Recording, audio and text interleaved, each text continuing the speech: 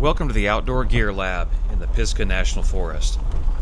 I've been using the Bulletpoint Mounting Solutions MagSafe compatible magnetic charger for about a month now. In this video, I'll be going over what this mount comes with, what I think about it, and also describing how you run power to the top of your dash if you want a wireless look. There will be links in the description where to pick any of these things up, and there will also be chapter markers if you want to skip forward to where I describe the cable routing inside the dash. So what's in the box? So Bulletpoint sends you the MagSafe compatible charger. It's complete with a 20mm ball, their standard attachment for their arms, and has a USB-C plug-in at the bottom. They do provide you with a USB-A to USB-C cable.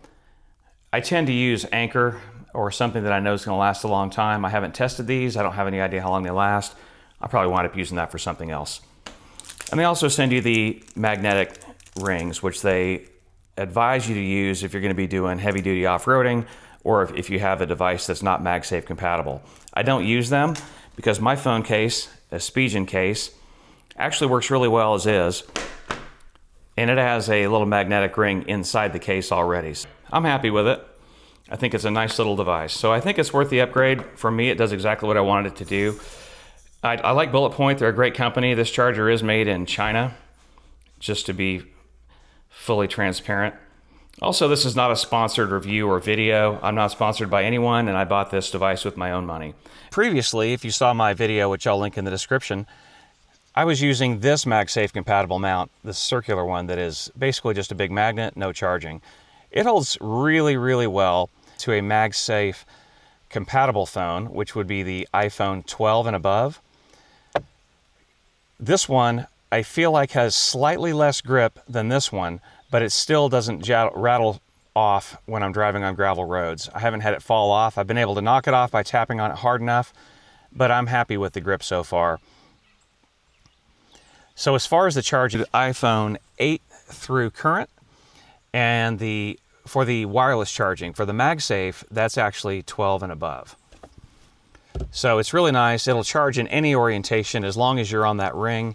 It does not have the little line that MagSafe would have. You have the circle and the line, so you have a lot more flexibility in where you place this. If you like what you see here, feel free to like, subscribe, and hit that notification bell. And be sure to share it with somebody else that might find this information useful. I really appreciate your time. Bulletpoint says that you need to have a Qualcomm 2.0 or 3.0 compatible charging port in order for this to charge at its full capacity. I have this running just off the USB-A, like I mentioned. Probably would charge faster if I used a Qualcomm 2 or 3. I'm not really sure what this is. I'm pretty sure that this USB-A is likely a 2 to 5 watt max, so it probably could charge faster if I did that. Although this is going to be trickle charging my iPhone pretty much all the time. If I wanted to charge it faster, I could always plug it into the cigarette lighter with the cable that I keep in my glove box. But for my purposes, just keeping charge kind of steady and maybe slowly charging it, this thing's great. If you would like to run a power cable to that, I have a wireless CarPlay adapter in my dash. That's connected to this going into the media port. The cable connects to my adapter, which is back here behind the air conditioner cluster, and then it actually has a through charging cable which runs up to the top of my dash up here. So in order to get this off, this has been discussed in many channels on YouTube, so I'll pass on taking my dash apart yet again. This cluster here with the air conditioner controls pulls straight out. It does scratch and chip easily, so be careful with that. It pulls straight out. You can disconnect the plugs if you need more working room. This module with the window controls has one screw just above the top of the panel, just hidden by this. One Phillips head screw that you remove, this pops out. You got plenty of room to work back there. The display can be taken out with a Phillips head screw on the bottom and then popped out. And then the display itself has a Phillips screw in each corner of the display, and it just folds forward. Then you have full access to everything that's behind the radio. As far as running the wire up here, you have to drill a small hole in the bottom of the kind of dash tray up here.